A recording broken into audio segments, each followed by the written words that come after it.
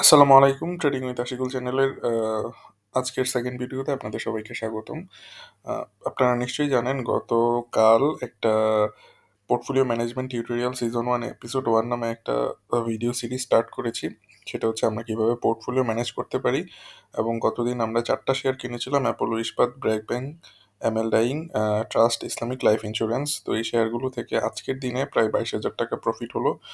Apollo ইস্পাত শেয়ারটি halted ছিল আজকে, এবং ব্র্যাক ব্যাংকটা থেকে 1,000 টাকা লস, এবং এমএল ডাইংয়ে 6,500 টাকার মতো প্রফিট।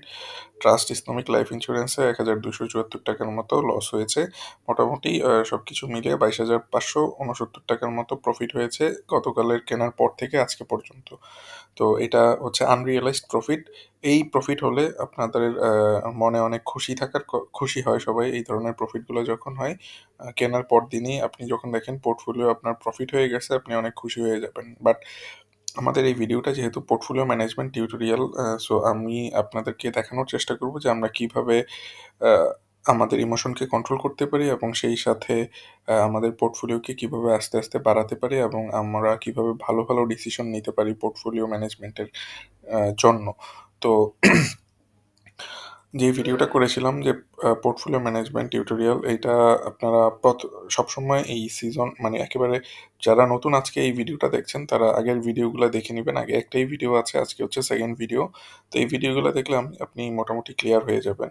যদিও প্রথম ভিডিওটা 30 মিনিটের, বাট আজকের ভিডিওটা খুবই শর্ট করার চেষ্টা করব। জাস্ট আমি বোঝার জন্য বলবো যে কি কি জিনিস আমি করতে পারি এখন। আপনারা নিশ্চয়ই জানেন যে যারা গতকালের ভিডিও দেখেছেন যে 10 লাখ টাকা ছিল, 2 লাখ টাকা করে 4টা শেয়ার কিনেছি। 2 লাখ টাকার মতো আরও বাকি আছে। এই যে এখানে ম্যাচিউরড ফান্ড আছে 2 লাখ টাকার মতো। এই 2 লাখ টাকা আমি রেখে দিয়েছি। কেন রেখে দিয়েছি? আমি হচ্ছে এই 2 লাখ টাকা থাকবে। আমি যখন দেখবো যে এই 4টা শেয়ারের কোনো একটা শেয়ার ভালো করতেছে, এবং সেই শেয়ারটা যখন ভালো করার পজিশনে আছে, সেই পজিশন থেকে যখন তো যেই 2 লাখ টাকা আছে, এই 2 লাখ টাকা কখন ইউজ করব? যখন দেখবো যে এইসব শেয়ারগুলোর কোনোটা বাড়তেছে, আরও বাড়ার সম্ভাবনা অনেক বেশি, তখন আমি ইউজ করব। বা অনেকটুকু কমে গেলে আমি অ্যাভারেজ করার জন্য এই শেয়ার মানে এই 2 লাখ টাকা ইউজ করব।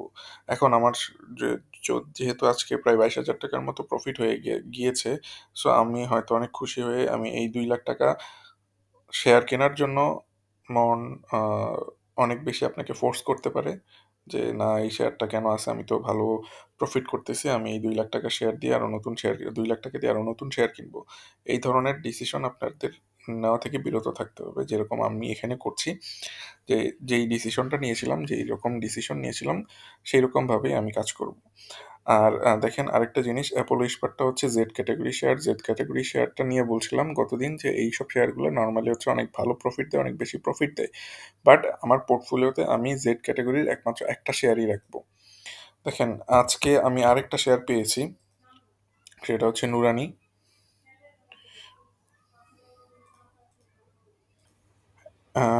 নুরানি ডাইং অ্যান্ড সোয়েটার লিমিটেড, এই শেয়ারটা আমি পেয়েছি, এবং এই শেয়ারটা আমার কাছে মনে হচ্ছে যে একটা নতুন, খুবই ভালো একটা বাইং পজিশনে এই শেয়ারটা রয়েছে। এবং এই শেয়ারটা আমি কেনার জন্য মোটামুটি কনফার্ম যে এই শেয়ারটা আমি কিনবো। কিন্তু আমার পোর্টফোলিও যেই আমি সেট আপটা করেছিলাম যে আমি আমার পোর্টফোলিওতে কখনো জেড 2টা ক্যাটাগরি রাখবো না, জেড ক্যাটাগরি শেয়ার একটাই থাকবে।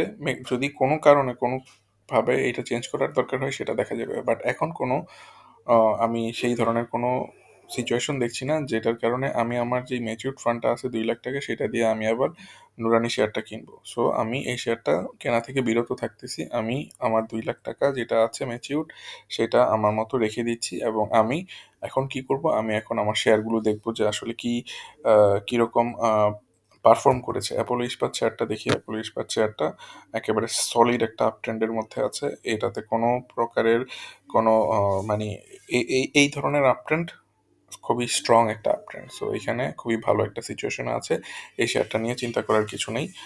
ব্র্যাক ব্যাংক শেয়ারটা দেখার চেষ্টা করব। ব্র্যাক ব্যাংক শেয়ারটা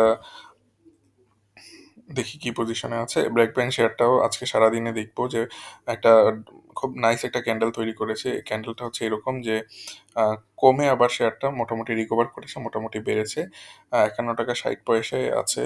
এখানে 51 টাকা 40 পয়সা দেখাচ্ছে হয়তো কোনো কারণে, তার মানে আর একটু ভালো পজিশনে আছে পোর্টফোলিওতে, যেটা দেখাচ্ছে তার চেয়ে বেশি। তো এই শেয়ারটাও মোটামুটি একটা ভালো পজিশনে আছে এবং এখানে খুব নাইস একটা সাপোর্ট জোন রয়েছে এই শেয়ারের। সাপোর্ট জোনের উপরে আছে শেয়ারটা। এই সাপোর্ট জোনটা যদি ভেঙে যায় তখন আমার দুশ্চিন্তা করতে হবে, বাট এর আগ পর্যন্ত কোনো দুশ্চিন্তা করার দরকার নেই। এই শেয়ারটার 54 টাকা লেভেলে একটা রেজিস্ট্যান্স রয়েছে। এখন 51 টাকা 60 পয়সা চলে। এই রেজিস্ট্যান্স পর্যন্ত যাওয়ার পরে দেখবো আমি শেয়ারটা ধরে রাখবো কতটুকু আর কতটুকু ছাড়বো, বা যদি মুভমেন্টটা ভালো থাকে তাহলে আমি ধরে রাখবো শেয়ারটা। তো এটা নিয়েও আপাতত চিন্তা করার কিছু নেই। এমএল ডাইং শেয়ারটা সম্পর্কে একটু দেখি। এমএল ডাইং শেয়ারটা খুবই সারাদিন দিনের প্রথমে অনেকটা বেড়ে আবার কমে গেছে। আমি আওয়ারলি চার্টটা একটু দেখি। আওয়ারলি চার্ট থেকে দেখতে পাচ্ছি দিনের শুরুতে বাড়লো, পরে মোটামুটি কিছুটা কমে গেল, বাট কমে যাওয়ার পরেও কিছুটা আবার রিকভার করেছে দিন শেষে। সো আমার কাছে মনে হচ্ছে না তেমন কোনো খারাপ জিনিস আহ, চিন্তা করার কিছু আছে। মোটামুটি ভালো সিচুয়েশনেই রয়েছে। আহ, একটা বড় সড়ো দেখেন, একটা বড় সড়ো রেজিস্ট্যান্স সে ব্রেক করেছে গতকালকে। তো আজকে সেই রেজিস্ট্যান্সের উপরে আবার একটু রেস্ট নিচ্ছে, হয়তো আবার আমরা দেখতে পাবো এই শেয়ারটা আর একটু উপরে উঠবে। খুব ইজিলি হয়তো দেখতে পারবো যে আমরা শেয়ারটাকে হয়তো 13 টাকা 50, 13 টাকা 60 পয়সায় হয়তো আমরা দেখতে পারবো। দেখি শেষ পর্যন্ত কি হয়, যত দিন যাবে তত বোঝার চেষ্টা করবো যে কিরকম সিচুয়েশনে আছে শেয়ারটা। তারপরে হচ্ছে Trust Life Insurance, Trust Islamic Life ইন্স্যুরেন্সটা দেখি। এই শেয়ারটাও আজকে বেড়েছে, মোটামুটি বেড়েছে, খুব ভালো সিচুয়েশনেই রয়েছে। খুবই খুবই নাইস একটা সেট আপ শেয়ারটার। এবং একটা ডাউন ট্রেন্ড ব্রেকআউট করছে, ডাউন ট্রেন্ড ব্রেকআউট করার পরে এখন 200 ডে মুভিং অ্যাভারেজও ক্রস করছে, ক্রস করার পরে এখন আস্তে আস্তে বাড়তেছে। সো খুবই নাইস একটা সেট আপ শেয়ারটার। এবং এই শেয়ারটা থেকে কতটুকু আমরা এক্সপেক্ট করতে পারি, এই শেয়ারটা মোটামুটি একটা ডাউন ট্রেন্ড তো ভাঙছে, এখন আমরা হয়তো এটাকে প্রায় 54 টাকা ম্যাক্সিমাম হয়তো, মানে মিনিমামই ধরি, এত বেশি ধরা দরকার নেই, 52 টাকা 50 পয়সা পর্যন্ত হয়তো আমরা এটাকে দেখতে পারি যদি সবকিছু ঠিক থাকে, বাট সময় লাগবে। আমি আরো যদি একটু নিচে ধরি তাহলে হয়তো 47 বা 48 টাকা পর্যন্ত এটা খুব ইজিলি চলে যাবে। এই জিনিসটা আমরা হয়তো দেখতে পারি সামনে। তো আর আজকের দিনের ক্যান্ডেলটাও বেশ ভালো একটা ক্যান্ডেল ছিল, দেখেন একটা ডোজি বা হ্যামার টাইপের একটা ক্যান্ডেল তৈরি করেছে। এবং যদি আওয়ারলি চার্টে দেখি তাহলেও দেখবো যে মোটামুটি উপরের দিকেই যাচ্ছে এবং তেমন কোনো বাজে সিমটম বা ইন্ডিকেশন দেখছি না। উপরের দিকে যেতে মানে কালকে হয়তো দেখা যাবে যে শেয়ারটা একটু কমবে, বাট আলটিমেটলি যতদিন পর্যন্ত এই মুভিং এভারেজগুলোর উপরে থাকবে ততদিন পর্যন্ত এই শেয়ারটা আস্তে আস্তে বাড়বে, কমবে বাড়বে কমবে বাড়বে, কিন্তু দিন শেষে বাড়ার সিচুয়েশনে গিয়েই শেষ হবে বা বাড়ন্তর মধ্যেই থাকবে।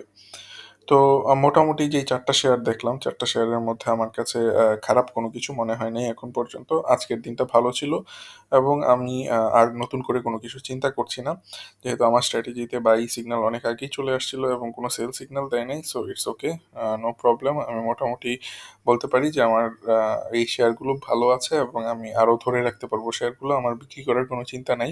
এখন আমার একটাই চিন্তা, সেটা হচ্ছে ম্যাচিউরড ফান্ডটা আমি কখন ইউজ করবো, যেই 2 লাখ টাকা আছে সেই 2 লাখ টাকা কখন ইউজ করতে পারি। এই 2 লাখ টাকা হচ্ছে সিকিউরিটি মানি, সেফ ডিপোজিট হিসেবে আছে, থাকুক। আমি আমার 8 লাখ টাকা দিয়ে যা আছে যেটা আছে সেটা দিয়ে আমি ব্যবসা করতেছি এবং এইভাবে ব্যবসা করে দেখি কি হয় শেষ পর্যন্ত।